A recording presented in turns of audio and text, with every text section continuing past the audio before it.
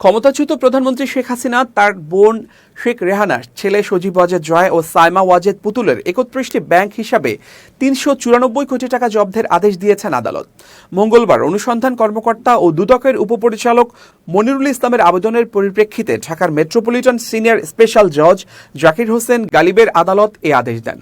দুদকের মহাপরিচালক মোহাম্মদ আক্তার হোসেন গণমাধ্যমকে বিষয়টি নিশ্চিত করেছেন। তিনি জানান, সাবেক প্রধানমন্ত্রী শেখ হাসিনা, তার ছেলে সজীব ওয়াজেদ জয়, তার মেয়ে সাইমা ওয়াজেদ পুতুল, তার ছোট বোন শেখ রেহানা এবং তাদের স্বার্থ সংশ্লিষ্ট ৩১টি ব্যাংক হিসাবের ৩৯৪ কোটি ৭,৭২,৮০৫ টাকা অবরুদ্ধ করা হয়েছে।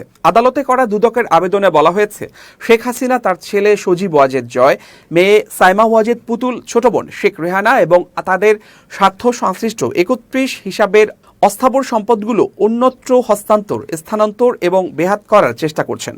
সুষ্ঠু অনুসন্ধানের স্বার্থে এসব হিসাব অবিলম্বে অবরুদ্ধ করা আবশ্যক।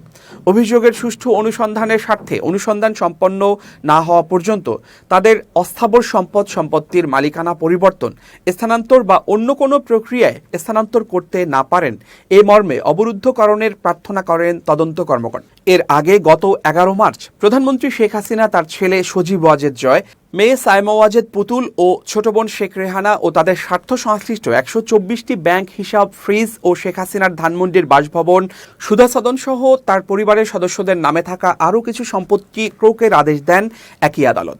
একই সঙ্গে হাসিনা সহ পরিবারের ৭ জনের দেশ ত্যাগের নিষেধাজ্ঞাও দেওয়া হয়েছে।